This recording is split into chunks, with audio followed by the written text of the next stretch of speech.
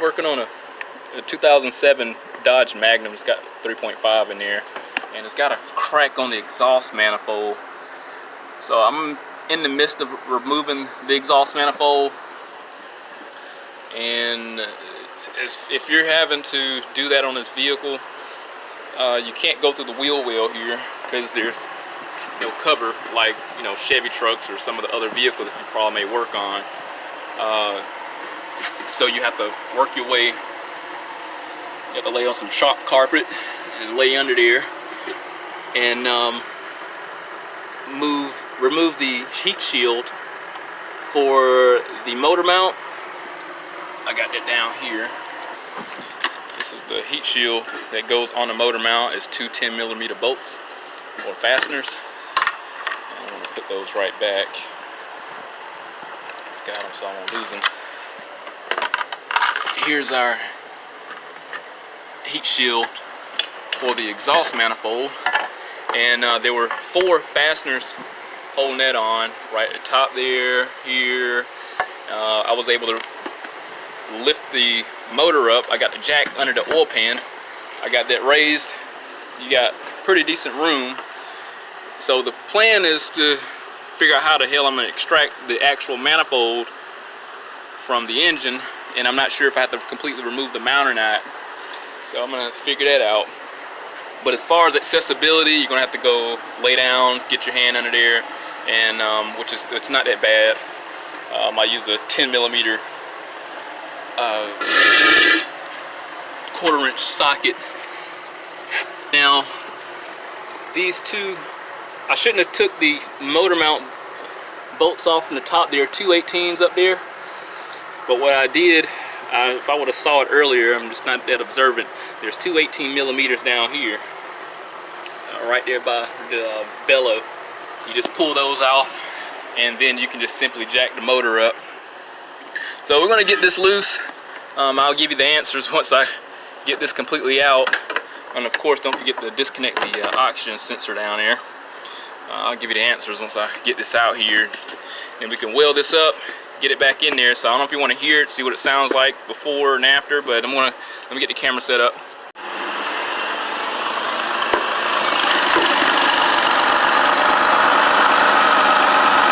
Here's of course, the before. You can see some of the condensation coming out that leak there. The exhaust manifold is loose.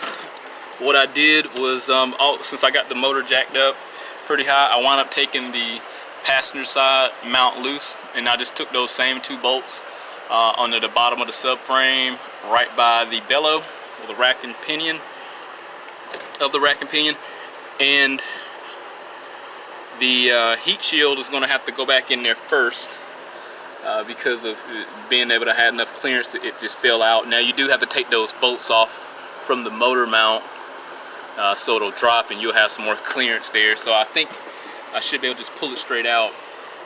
The exhaust also, I mean, this is pretty much self-explanatory, but I had to pull down on the down pipe to be able to get some clearance to clear those studs down here, and I should be able to just manipulate it and it should just come right on out like so. Cool. Alright. Okay. So the crack closed up, unfortunately, and but I put everything back up there, and it looked like I can it'll bolt right up like it's supposed to. I guess the pressure from the down pipe and the weight of the exhaust caused it to flex a little bit. So what I'm gonna do, I got a flux core welder. It's not cracked on the inside. Yeah, it is. Yeah, it's cracked all through there. So you can't see it well on the camera, but it's going through here and all up around here. I'm gonna clean this up as good as I can, grind into it with my grind wheel, and then just fill in the void with my flux core welder. And they didn't want to, it's a patch, and they didn't want to spend the extra $180 to get it replaced, and I let them know that it was a patch, but at this moment something's going to be better than nothing, and this flux core should work out okay, I'm going to imagine. So let me get it cleaned up and get it prepped. Alright, I got the manifold on the platform here, my stand, little table, wooden table. I've been spraying the cardboard with soapy water, so I know it's gonna catch a little flames when I start welding, and I'm pretty sure people have their opinions about leaving that sensor in there when I weld it, but everything's gonna be fine, never had any problems. Anyway, I digress. I got everything cleaned up. I'm gonna go over a little more with the wire brush, but you can see the line, the crack is more exposed now. And it's even on the other side here. So I'm gonna take my grinding wheel, if I can simply move it, cut a nice little trench in here, and see if I can get around those little corners, clean it again, and then fill in the voids with the weld.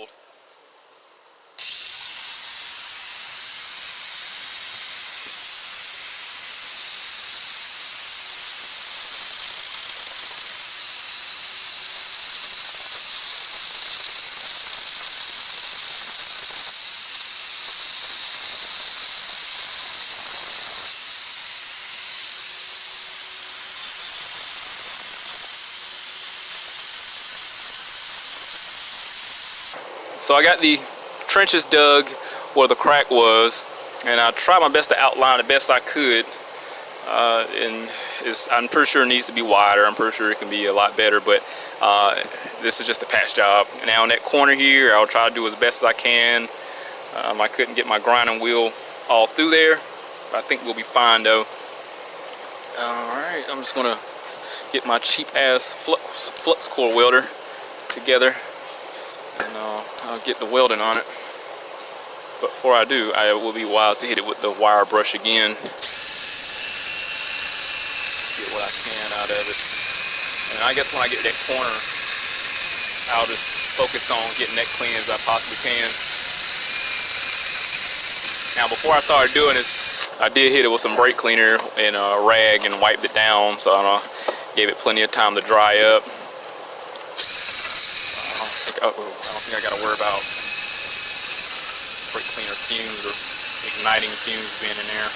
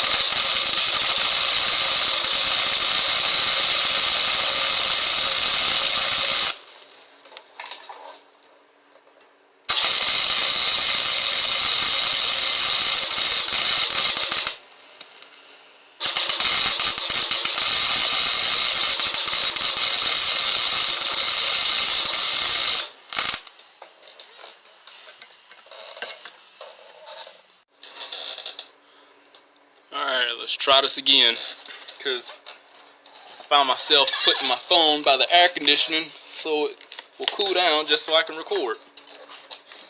Nothing wants to work.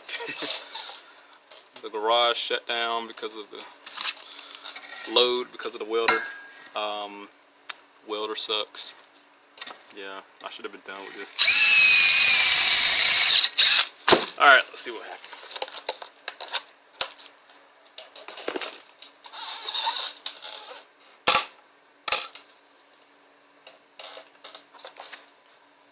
I'm gonna try to hit that corner there and just make it a little wider.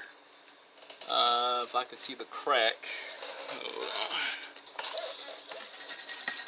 Lift there.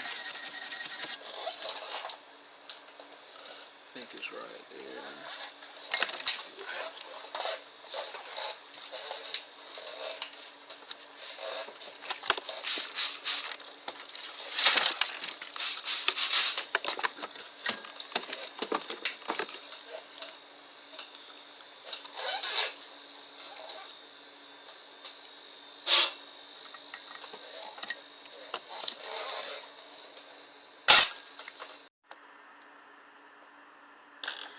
Alright, everything is welded back up. It ain't that pretty, but I will tell you this: with a Harbor Freight welder that looked like pure crap, I'll give it what I can give it. There's something up with a trigger on the welder, and it's just like in and out. It's trust me, it's not me. It's the equipment, and it's a $99 welder that has been in commission for years. So yeah, I literally have a C-clamp holding the driver, the driver gear. So yeah, but it'll work. We'll see what this will do as far as holding up, and this is only going to get us as a patch job. That's why I recommended the customer put a new one on here. So I'm going to get an exhaust manifold gasket, clean these studs off, and clean the fasteners off, get some Loctite on there. Not Loctite, but anti-seize. You get everything bolted back up, and we'll see what it sounds like. Alright, I'm just like glad that this is done. This took a lot longer than what it was supposed to do this exhaust manifold. It was supposed to be an hour, 1.8 hours. Honestly, it's not that bad getting it off. It's just getting the exhaust gasket to hold into place while you try to work that manifold back in there. And you know, I did it without having to take the alternator or anything out. And the crevice is a little tight right here in the corner where that fastener go to the far right. But you know, if you take your time and do it, you'll persevere. Put it that way. But it was a pain in the pure ass. A lot of curse words were put into place in effort to get that manifold back on. And it don't help that the fact that it's like it's 100 degrees in the garage. Turn around, look at the thermometer. The tools utilized was a 15 millimeter, 18 millimeter, 10 in various extensions and size sockets such as 1/4 inch and 1/2 inch and 3/8 drive sockets sizes. So but this motor was replaced before. You can see that they had a tag in here, and I guess he bought it like that. I guess if it wasn't for the fact the motor being already replaced, that manifold would have been a little bit more difficult to get out of there. But damn, phone getting hot. Anyway, I put a jack under the jack pan, under the oil pan, jacked it up, and you'll be definitely getting up and down from the top, working on top and then in the bottom of the car. It's not bad at all. Again, it's 1.8 hours. Definitely could be done if some patience is utilized. I guess I'm not supposed to be doing a video today. That's what it is. Anyway, hit that link, subscribe to the channel, stay informed, have that reassurance work, and see you next one.